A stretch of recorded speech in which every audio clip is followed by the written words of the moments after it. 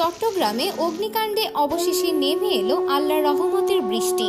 এই মুহূর্তে চট্টগ্রামে হচ্ছে ঝুম বৃষ্টি, যেখানে ফায়ার সার্ভিস ঘন্টার পর ঘন্টা চেষ্টা করেও আগুন নিয়ন্ত্রণে আনতে পারছিল না, সেখানে হঠাৎই আকাশ মেঘে ঢেকে যায় আর নেমে আসে এক অপার রহমতের বৃষ্টি। চট্টগ্রাম রপ্তানি প্রক্রিয়াকরণ অঞ্চলের সিইপিজেড একটি 9তলা ভবনে ভয়াবহ আগুন লাগে দুপুরে। আগুনের তীব্রতা এতটাই ছিল যে ভবনের দেয়াল পর্যন্ত ফেটে যায়।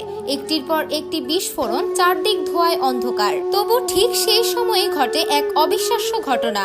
আকাশ কালো হয়ে এলো, শুরু হলো মুষলধারে বৃষ্টি। ফায়ার সার্ভিসের কর্মীরাও যেন স্বস্তির নিঃশ্বাস ফেললেন, কারণ এই বৃষ্টি তাদের পাশে দাঁড়িয়েছে যেন এক নীরব সহযোদ্ধা হয়ে। বৃষ্টির পানিতে আগুন পুরো নিভে না গেলেও অনেকটাই নিয়ন্ত্রণে এসেছে বলে জানিয়েছে ফায়ার সার্ভিস। অনেকে বলছেন, মানুষের শক্তি যেখানে শেষ, সেখান থেকে শুরু হয় আল্লাহর রহমত। আজকের এই দৃশ্য প্রমাণ করে আল্লাহ চাইলে এক মুহূর্তেই পরিস্থিতি বদলে দিতে পারেন।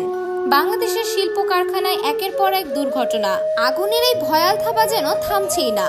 একটি আগুন নিভে না নিভতেই অন্য কোথাও আবার নতুন খবর।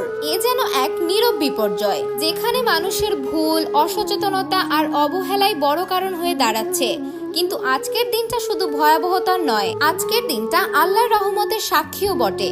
যেখানে মানুষ হেরে যাচ্ছিল আগুনের সামনে, সেখানেই বৃষ্টি এসে দেখিয়ে দিল মানুষের শক্তির শেষে শুরু হয় আল্লাহর করুণা।